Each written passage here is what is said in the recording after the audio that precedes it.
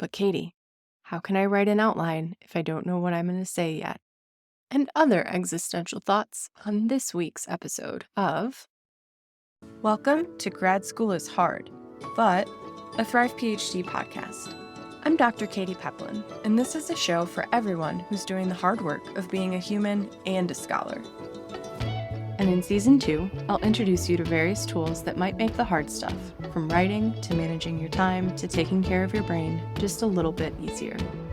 And if you rate and review this podcast, by the end of the month, you'll be entered to win a free session from me. More details at the end of the episode. Now, let's get into the good stuff. There are so many things in graduate school that I find people just gloss right over.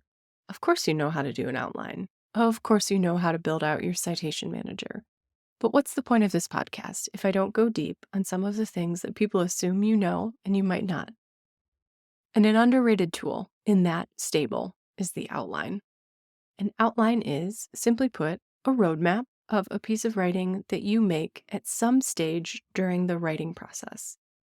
Now, to be clear, this isn't something that I think you have to do, but it can be an excellent scaffold around which to build a longer writing project. Most of us are familiar with outlines that we take from writing that's already been done.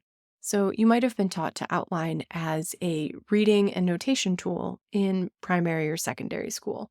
You know, the really formal thing with the Roman numerals and the different subheadings. They look really impressive, and they're a way to sort of organize information.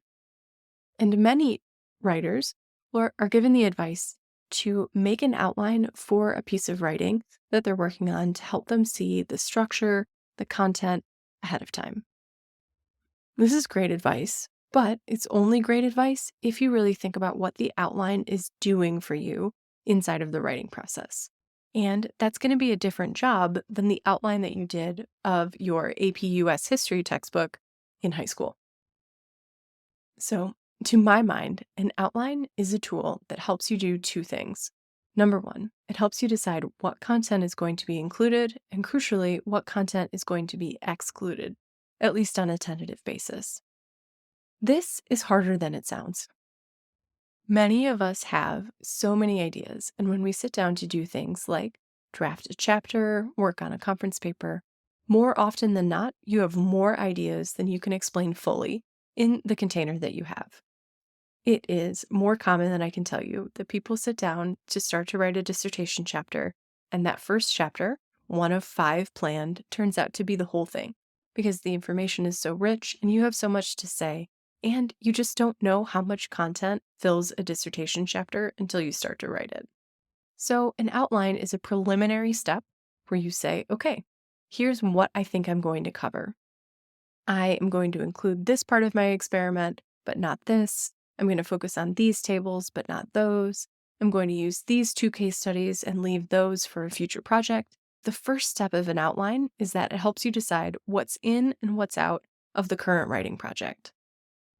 And the second function of an outline is to give you a sense, again, a tentative sense, but a sense of the structure and ordering of the ideas inside of said writing container. Once you figure out what content is in and what content is out, an outline will also help you make some choices about what things to introduce first, second, and third. For many of us, the writing process isn't particularly linear. We don't start at the beginning and we don't stop at the end.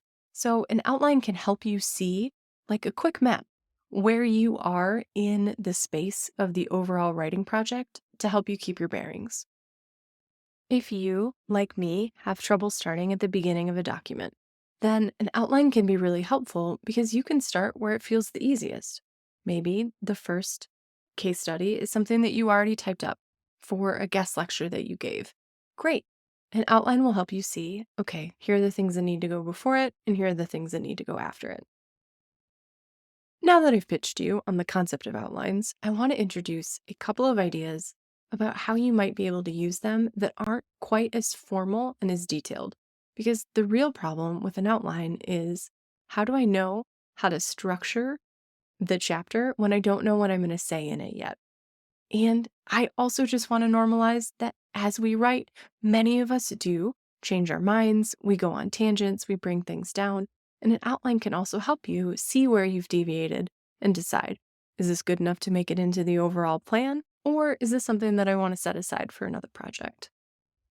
Your outline might be as simple and schematic as 5 key themes on Post-it notes that are up on the wall that you shuffle the order of as you start to write.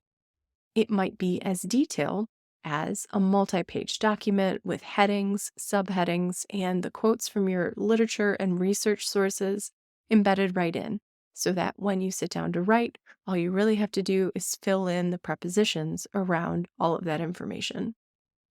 But no matter how detailed or not the outline is, hanging on to those 2 criteria, that it's a tool that help you decide what's in and what's out and what order things can go in, helps you see that an outline doesn't need to sit at the beginning of the process only. In fact, I often like to think about outlines as sitting, if not literally, but metaphorically, in a separate dual window with your writing, so that even if you've zoomed in to a specific section, you have the zoomed out version to help you stay oriented. Outlines actually act a lot more like a living document. They're something that you keep updated so that you can tell how the writing process is going. For example, maybe you made a really detailed outline and you sat down to write out the first section of it in a first draft. Amazing. In your head, you thought that section of the outline would take you 2 to 3 pages to write on paper, and by the time you're done drafting, you actually have 10 pages.